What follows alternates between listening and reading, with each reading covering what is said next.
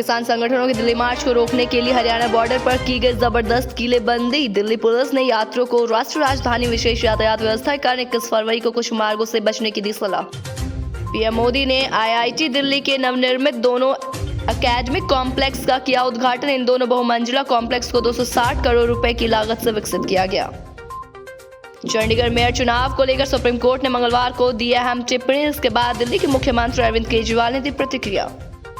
UP में छूटा अखिलेश का साथ, अब दिल्ली में बनेगी आप और कांग्रेस की बात। केजरीवाल बोले जल्द होगा गठबंधन का ऐलान।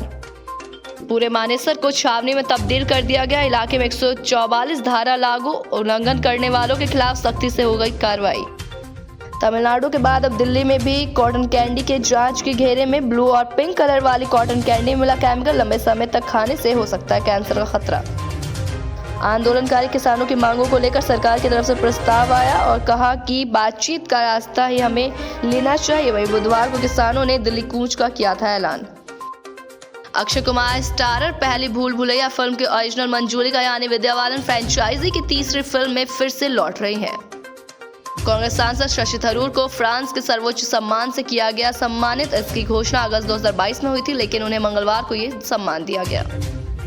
दिल्ली प्रदेश संयोजक गोपाल रॉय ने कहा, पश्चिम बंगाल में सिख आईपीएस अधिकारी का अपमान इस बात को दर्शाता है कि भाजपा नेताओं में लोगों के रंग, धर्म, जाति को लेकर कितनी नफरत भरी है। दिल्ली के इस रेलवे स्टेशन पर मिलेगी एयरपोर्ट जैसी सुविधा, बेहतर होगी कनेक्टिविटी। बिजवासन स्टेशन को किया जा रहा पुनर्विकसित।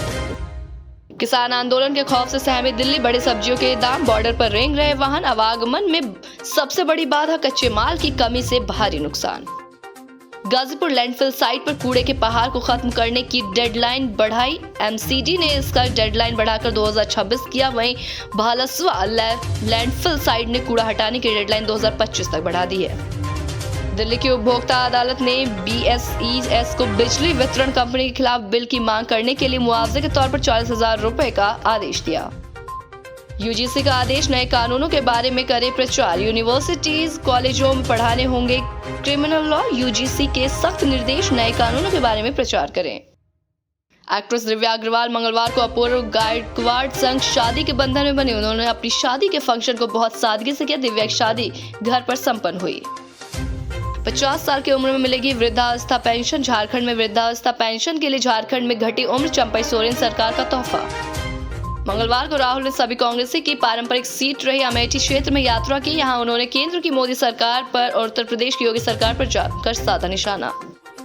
किसान आंदोलन को सुलझाने के लिए केंद्र सरकार की कोशिशें लगातार जारी। इसी क्रम में केंद्र और किसानों के बीच चंडीगढ़ में 5वें दौर की बैठक होने की संभावना। दिल्ली चलो मार्च के इरादे से प्रदर्शनकारी किसान हरियाणा पंजाब बॉर्डर पर डटे। इस बीच सरकार ने न्यूनतम समर्थन मूल्य को लेकर अपना पक्ष रखा। बिहार में सरकारी स्कूलों की टाइमिंग को लेकर सियासत गरमाई। विपक्ष के नेताओं ने के पाठक को पद से हटाने की मांग की, लेकिन इस बीच अपने चहेते आईएएस अधिकारी के पाठक के लिए नीतीश कुमार ने खुद विपक्ष के नेताओं को सामने बोला।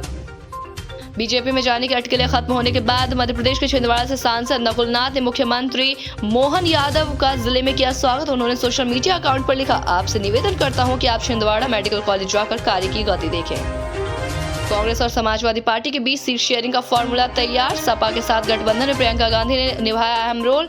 प्रियंका ने अखिलेश से फोन पर की बात, जिसके बाद ही गठबंधन फाइनल हुआ।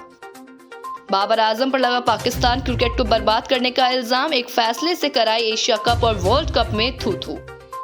लोकसभा चुनाव 2024 से पहले बीजेपी का बड़ा कुनवा, कई बड़े नेता अब तक बीजेपी में शामिल। इस बीच अब जानकारी सामने आई, बसपा के 4 सांसद बीजेपी में संपर्क। 2019 के चुनाव में बसपा ने 10 सीटों पर जीत की थी हासिल। हल्द्वानी में गत 8 फरवरी को हिंसा भड़की थी। अवैध मदरसे को ढहाने गई नगर निगम और पुलिस की टीम पर हमला कर दिया गया। थाने को आग के हवाले किया गया। विक्रांत मैसी इन दिनों लगातार चर्चा में। हाल ही में अभिनेता ने भगवान राम और देवी सीता के कार्टून वाले अपने पुराने ट्वीट के लिए माफी मांगी। रायबरेली पहुंचे राहुल गांधी एक पत्रकार के सवाल पर इस कदर भड़के कि उससे उसकी जाति तक पूछ डाली। इसके बाद न्याय यात्रा में मौजूद कांग्रेस समर्थकों ने उस पत्रकार को घेर लिया और उसके साथ धक्का मुक्की की। हेमंत सोरेन के बाद चंपई सोरेन का झारखंड का सीएम बनना जितनी सहजता से संभव हो गया, उनकी सरकार का बचे रहना उतना ही कठिन। कांग्रेस के दर्जन भर विधायक नाराज तो जेएमएम में भी कुछ शासक दुखी विधायक हैं। संदेश खाली में चल रहे घटनाक्रम को लेकर कलकत्ता हाई कोर्ट ने सख्ती दिखाई। वहीं हाई कोर्ट ने अब तक शेख शाहजहां की गिरफ्तारी न होने पर भी हैरान है। यशस्वी जायसवाल ने टेस्ट रैंकिंग में हासिल किया बड़ा मुकाम। जायसवाल इंग्लैंड के खिलाफ मौजूदा टेस्ट सीरीज में 2 डबल सेंचुरी जड़ चुके।